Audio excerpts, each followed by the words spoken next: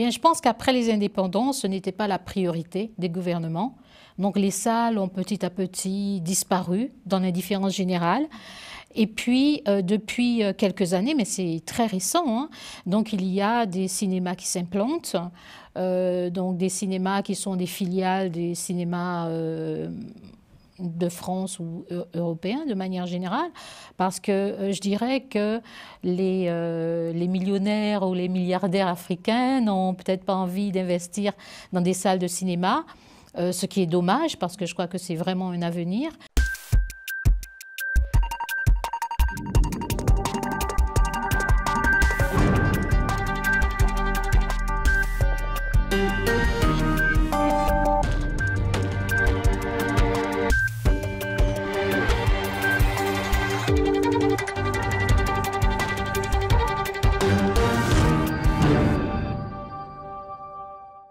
Bonsoir à tous et bienvenue dans l'entretien du jour. Ce soir, l'Afrique fait son cinéma à Cannes avec le pavillon Afrique qui se tiendra le 13 au 22 mai. Et pour cette 6e édition sous la devise « Là où l'Afrique accueille le monde », penchons-nous sur le rôle stratégique du pavillon Afrique dans le marché du film avec Karine Barclay. Bonsoir. Bonsoir. Alors vous êtes directrice et fondatrice du pavillon Afrique qui se présente comme un espace justement de promotion du cinéma africain.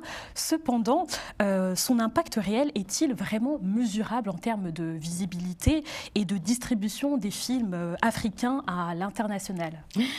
Écoutez, en termes de visibilité, certainement, puisque depuis le début, Pavillon Afrique a eu un succès immédiat. Ce qui veut dire tout simplement que, bon, je ne suis pas une fée, mais tout simplement que ça répondait vraiment à un besoin. Et je me rappelle la première édition en 2019, il y a des gens qui pleuraient vraiment et qui disaient « Enfin, nous avons une maison à Cannes ». Et c'est comme ça qu'ils le vivent.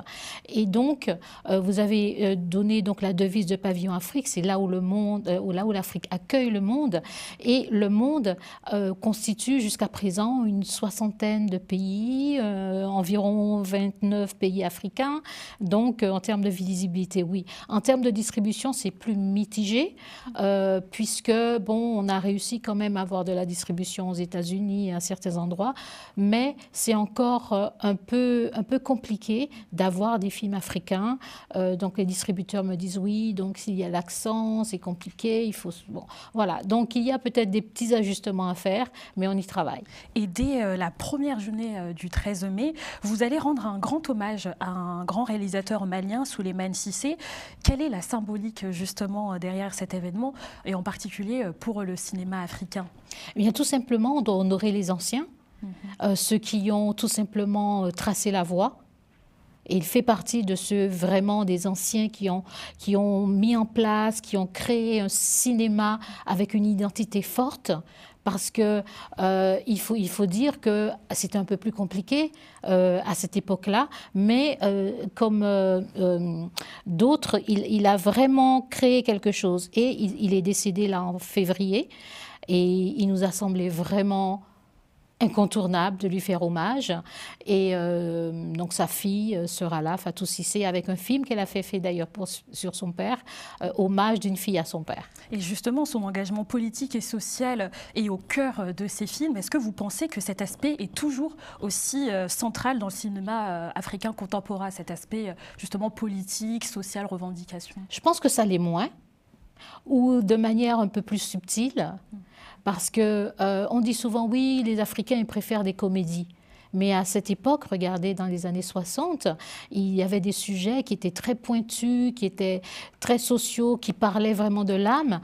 Et je crois qu'on vient à une époque où les Africains veulent de plus en plus parler d'eux-mêmes, de leur réalité. Et justement, par rapport aux tables rondes prévues, vous abordez les enjeux, notamment du cinéma. Quels sont, selon vous, les principaux défis en termes de structure, notamment pour surmonter justement cette industrie cinématographique africaine, pour que justement elle puisse se développer? Bien, le problème, c'est qu'il n'y a pas de vraie industrie du cinéma en Afrique. À part quelques pays, je dirais, le plus avancé, c'est l'Afrique du Sud. Il y a vraiment des structures bien posées, bien établies pour développer son cinéma. Il y a le Nigeria qui est un autre modèle. Il y a le Kenya qui se développe. En Afrique francophone, ce serait un peu plus le Sénégal et la Côte d'Ivoire. Mais c'est encore des balbutiements. Et je crois que les gouvernements ne s'impliquent pas encore assez. Ça, c'est vraiment quelque chose. Je fais beaucoup de lobbying auprès des ministres, etc. Parce qu'on voit souvent le côté show, mais on ne voit pas le côté business. Donc, tout ce que le cinéma peut apporter en termes de devises, par exemple. Mais justement, comme vous le disiez, il y a un grand manque de salles aussi de cinéma en Afrique, où il y a une grande aussi faible distribution en termes de localité, parce qu'en soi, l'Afrique, c'est quand même un grand continent, 1,4 milliard d'habitants, et seulement 1700 salles de cinéma. Comment on explique ce déficit majeur ? Bien, je pense qu'après les indépendances, ce n'était pas la priorité des gouvernements. Donc les salles ont petit à petit disparu dans l'indifférence générale. Et puis, depuis quelques années, mais c'est très récent, hein, donc il y a des cinémas qui s'implantent, donc des cinémas qui sont des filiales des cinémas de France ou européens de manière générale, parce que je dirais que les millionnaires ou les milliardaires africains n'ont peut-être pas envie d'investir dans des salles de cinéma, ce qui est dommage parce que je crois que c'est vraiment un avenir.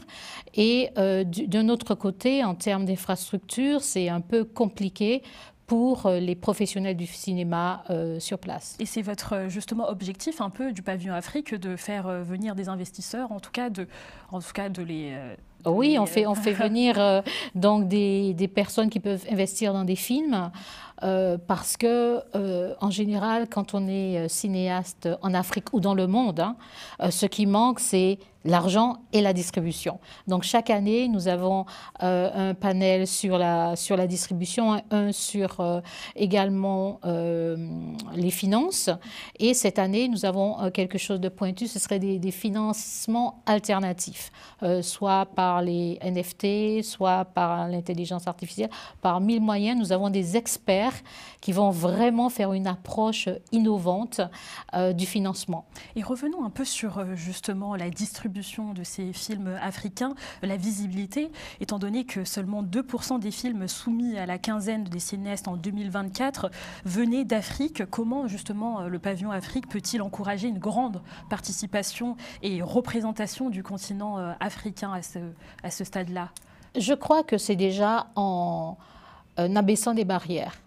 Parce que beaucoup des personnes qui viennent à Pavillon Afrique, c'est leur première fois à Cannes. Ils ne se sentaient presque pas autorisés à venir à Cannes. C'était trop magnifique, c'était trop loin, c'était trop... Voilà. Mais on se rend compte que de plus en plus des jeunes cinéastes, ils viennent, ils veulent venir et de plus en plus ils se sentent à l'aise dans l'environnement parce qu'il y a ça. Et même ça se passe aussi pour des cinéastes américains qui n'étaient jamais venus à Cannes et qui viennent pas à leur pavillon américain, mais ils viennent à Pavillon Afrique parce qu'ils se sentent chez eux aussi. Et le but, c'est de faire se rencontrer l'Afrique et sa diaspora pour encourager des collaborations. Et justement, vous avez mis la journée de la diaspora Caraïbe, qui est une nouvelle initiative. Et comment justement vous pouvez la valoriser, cette journée des diasporas, et surtout les Caraïbes? Bien, tout simplement, on a lancé avec la Caraïbe. Vous savez, je suis originaire de la Martinique, donc j'ai commencé par la Caraïbe.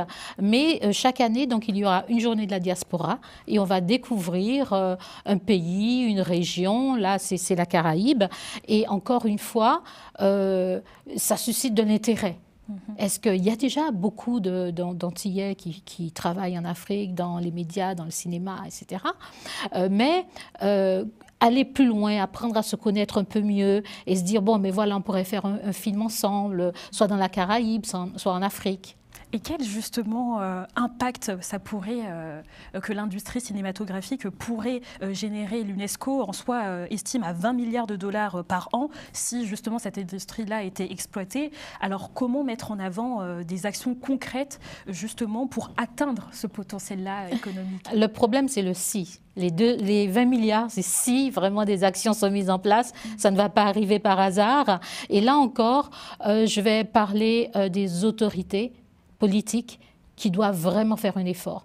Parce que chaque fois que je rencontre des cinéastes, ils sont passionnés, ils sont talentueux, ils sont inventifs. Et qu'est-ce que pourraient faire justement les autorités? Ce qui leur manque justement, c'est peut-être un fonds. Il y a très peu, par exemple, de traités de cinéma entre pays africains. Il y en a très peu entre l'Afrique et d'autres pays. C'est pratiquement... alors que ça prend du temps. Mais il faut bien commencer quelque part et on pourrait le faire. Et une autre chose qu'on fait cette année aussi pour la première fois, c'est un panel sur le cinétourisme. Alors, j'ai eu du mal à trouver un pays africain qui soit en mesure de parler de ses actions en termes de cinétourisme. Donc il y aura des Français, des Anglais, mais pas d'Africains. Voilà, il y aura probablement l'Afrique du Sud. Mais c'est dommage parce que c'est quelque chose qui peut vraiment attirer des devises sur le pays. Ce n'est pas si compliqué à mettre en place, mais comme je dis, c'est le premier pas qui compte. On arrive bientôt vers la fin de l'émission. Déjà, ça passe super vite. Il y a énormément d'opportunités, notamment dans la numérisation aussi des équipements de production et de diffusion qui ont permis à certains pays africains, comme vous l'avez dit aussi du Nigeria, à développer leur industrie du coup cinématographique. Mais comment cette transition technologique peut-elle être accélérée dans d'autres régions, pas forcément qu'au Nigeria ou en Afrique anglophone? Je pense qu'à certains niveaux, il n'y aura même pas de transition. C'est-à-dire qu'on va passer directement de l'Antiquité au numérique. Mais ça se fait déjà. Hein. Ça se fait déjà. Il y a des studios qui sont en train d'être créés un peu partout en Afrique. Mais c'est lent. Et ça met du temps. Même maintenant, les Africains, ils utilisent beaucoup le numérique. Hein. Ils sont nés avec et ils commencent directement avec ça. Et c'est pour ça qu'on aura aussi une journée de l'intelligence artificielle où là, on va dérouler un peu mieux comment travailler depuis l'idée jusqu'au financement avec l'intelligence artificielle. Et dernière question, quelles sont vos positions sur les plateformes de streaming justement et également VOD? Pour vous, est-ce qu'ils jouent aussi un grand rôle dans la maximisation de la visibilité ou au contraire au niveau coût et production, c'est pas forcément très rentable? Non, mais je crois que ça a été vraiment une avancée pour l'Afrique, les plateformes de streaming, parce qu'avant, il y avait très peu, déjà en interne, les télés n'achètent pas de contenu africain. Les salles de cinéma, quelquefois, n'achètent pas de contenu africain, ce qui est un vrai scandale. Donc, il faut tout simplement... Quand c'est arrivé, les plateformes, avec Netflix en particulier, c'était vraiment quelque chose d'extraordinaire pour l'Afrique. Mais le problème, c'est qu'il ne faut pas se laisser enfermer, ni avoir les pieds et poings liés avec un seul streamer. Il faudrait peut-être créer en Afrique un streamer puissant et avoir d'autres alternatives. Merci beaucoup, Madame Karine Barclay. Vous êtes directrice donc du pavillon Afrique qui se tiendra du 13 au 22 mai à Cannes. Exactement. C'est ça. Merci à vous, très chers téléspectateurs, de nous avoir suivis. On se retrouve très prochainement pour un entretien du jour sur Global Africa Télé Sud.